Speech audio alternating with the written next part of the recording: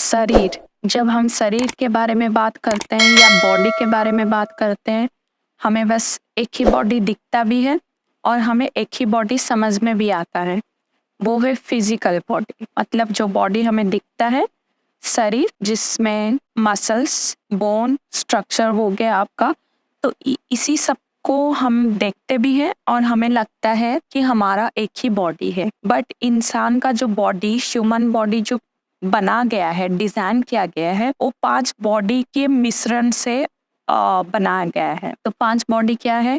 एक तो physical body मैंने बोल दी, एक इमोशनल बॉडी एक होता है, एक मेंटल बॉडी एक होता है, एक इथरिक बॉडी एक होता है, एक एस्ट्रल बॉडी होता है। तो बाकी चारों के बारे में आप कैसे जानेंगे या कैसे समझेंगे? ठीक है, पहले इमोशनल बॉडी क्या होता है, हम ये जानने की कोशिश करते हैं।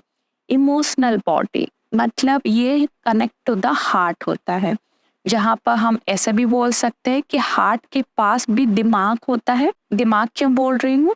क्योंकि उसके पास भी मेमोरी होता है। हमें हमेशा लगता है कि ब्रेन के पास मेमोरी होता है और वही सारा कुछ कंट्रोल करता है, बस ऐसा नहीं है।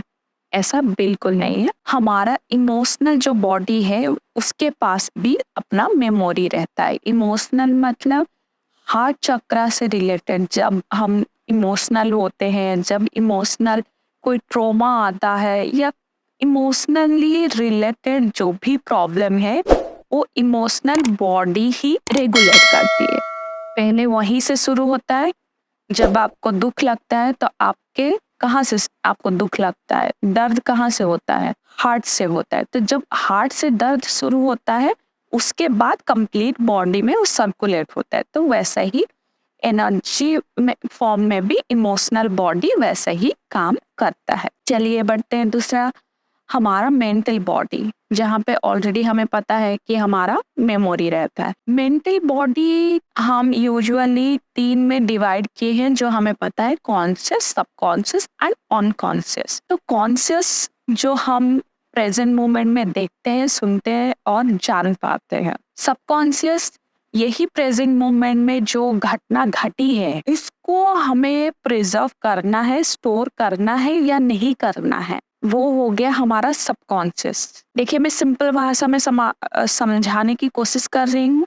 इसका मतलब ये नहीं है, इतना ही लिमिटेशन है। मैं बस आपको एग्जाम्पल दे रही हूँ सो दैट आपको इजी हो समझने के लिए। तो आगे बढ़ते हैं, हमारा अनकॉन्शियस माइंड। जो अनकॉन्शियस माइंड होता है ना, हम अनकॉन्शियस माइंड को ऐसा देखते हैं, बट वो रियलिटी नहीं है। जैसे हम कोई चीज देखें 10 साल पहले, 15 साल पहले, और अभी भी हमें याद है, या हम वो ट्रोमा में अगर है, तो हमें लगता है वो सबकॉन्शियस माइंड है। नहीं, वो सबकॉन्शियस माइंड नहीं है, सॉरी, वो सबकॉन्शियस माइंड है, अनकॉन्शियस माइंड नहीं है। ठीक है, वो अनकॉन्शियस माइंड नहीं है। तो अनकॉन्शियस माइंड क्या होता है? जो हमारा पास्ट लाइफ का सारा कुछ मेमोरी होता है, वो अनकॉन्शियस माइंड में होता है। वो सबकॉन्शियस माइंड में नहीं होता, अनकॉन्शियस माइंड में होता है। ठीक है, मेंटल बॉडी हो गया। तो फिर उसके बाद हमारा होता है इथरिक बॉडी, जहाँ पर हम ये बोल सकते हैं कि हमारा जो लाइट बॉडी जो बोला जाता है, वो इथरिक बॉडी के अंतर्गत आता है, या आप ये बोल सकते हैं कि आपका सोल वहां पर प्रेजेंट रहता है, जहाँ पर इथरिक बॉडी होता है। फिर उसके बाद हमारा आया एस्ट्रल बॉडी। एस्ट्रल बॉडी क्या होता है?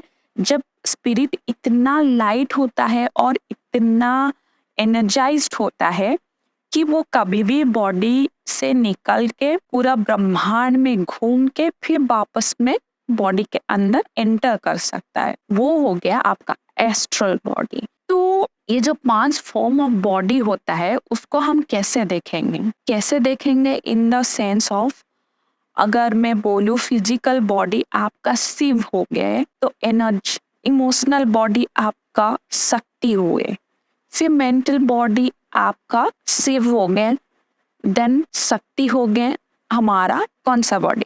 Etheric body. और बचा एस्ट्रल बॉडी। एस्ट्रल बॉडी कौन है? Astral body combination of Shiva Shakti है। अब बोलेंगे शिव शक्ति कैसे हो सकता है? क्योंकि शक्ति तो है हमारा, इथरिक बॉडी मतलब हमारा सोल है।